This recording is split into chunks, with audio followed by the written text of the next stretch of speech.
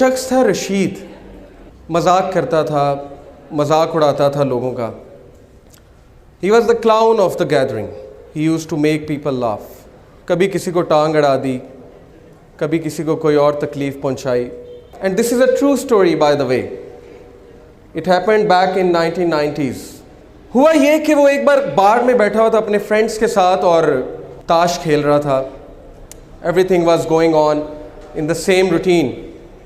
उसे घर से कॉल आती है और कॉल पे कहा जाता है कि आपकी वाइफ बहुत सीरियस कंडीशन में है। His wife was pregnant by the way. आपकी वाइफ बहुत सीरियस कंडीशन में, आप जल्दी से आइए, उन्हें हॉस्पिटल लेकर जाना है। वो इस बात को बड़ा इजी लेता है, कहता है ठीक है, ले जाएं आप, और उसी तरह हल्ला गल्ला शुरू कर देता है। दोबारा कॉल आती है, प्लीज जल्दी आइए, she is in serious condition, she may require major operation. He said okay, मैं आता हूं।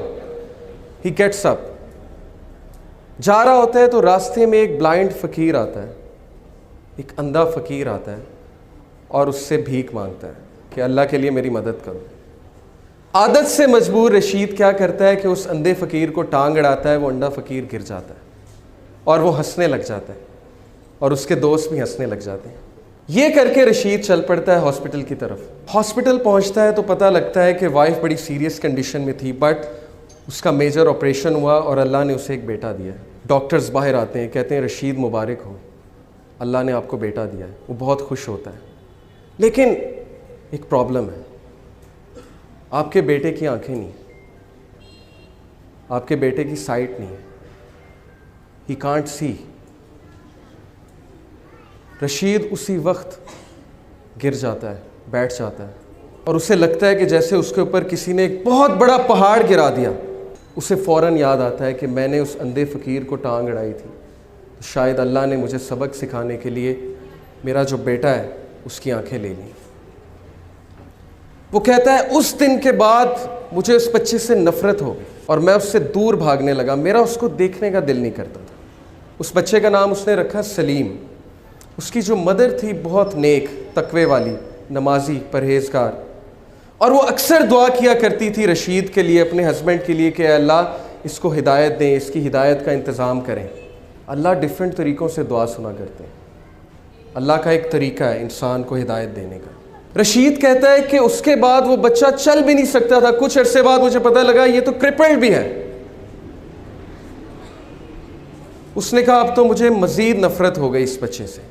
उसके बाद अल्लाह ने उसे 2 बेटे दिए और वो सारा टाइम उन बच्चों को देता था और सलीम को बिल्कुल टाइम नहीं देता था। जबकि सलीम की जो वालदा थी वो बच्चे से बहुत मोहब्बत करती थी, वो बच्चे को कुरान पढ़ाती थी, बच्चे को कुरान हिफ्ज़ कराना शुरू कर दिया उनकी वालदा ने। रशीद को बिल्कुल नहीं पता था। एक दिन रशीद घर में बैठा हुआ सलीम आया।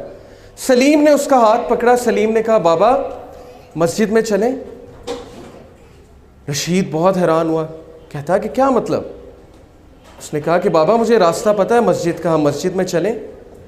तो बड़ा हैरान हुआ, बड़ा शर्मिंदा हुआ कि बच्चा अंधा है, इसे मस्जिद का रास्ता कैसे पता है। उसने कहा अच्छा चलो चलते हैं। ही सेड कि बाय माय सरप्राइज सलीम ने मेरा हाथ पकड़ा और मुझे मस्जिद तक लेकर गया। बिल्कुल ट्रू इंसिडेंट है।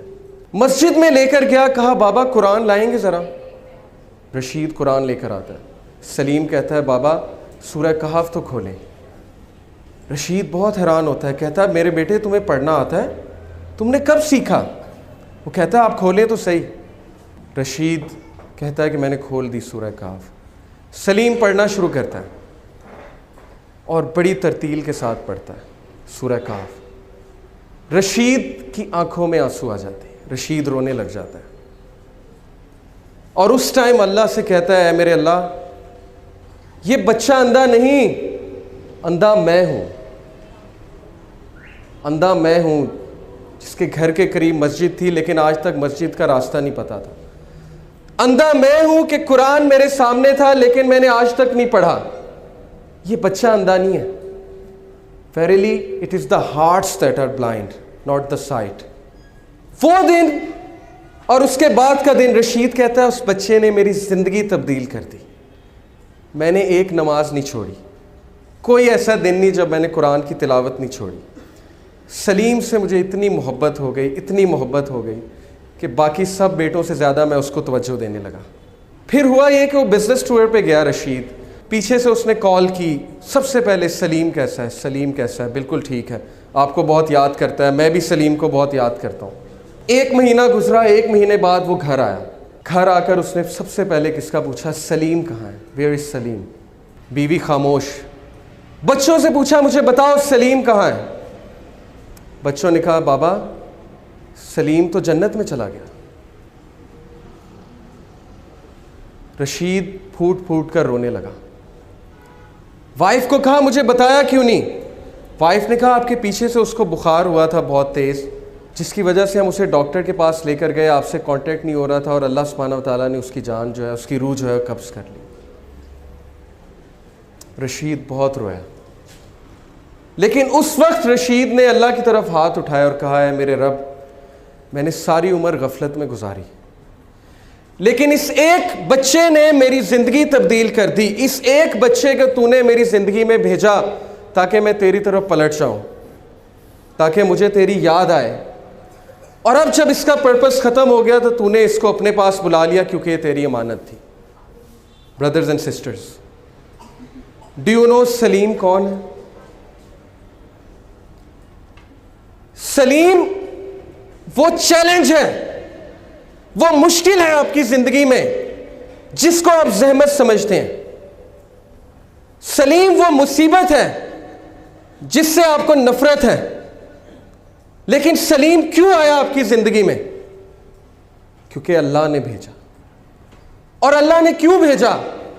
ताकि आप अल्लाह की तरफ पलट सकें, ताकि आप उस सॉफ्टवेयर को अपना सकें जो सॉफ्टवेयर आपके लिए उतारा गया है, जिससे आपने ज़िंदगी की मुश्किलात का मुकाबला करना है। सलीम से नफ़रत मत कीजिए, अपनी मुश्किलात से नफ़रत मत कीजिए।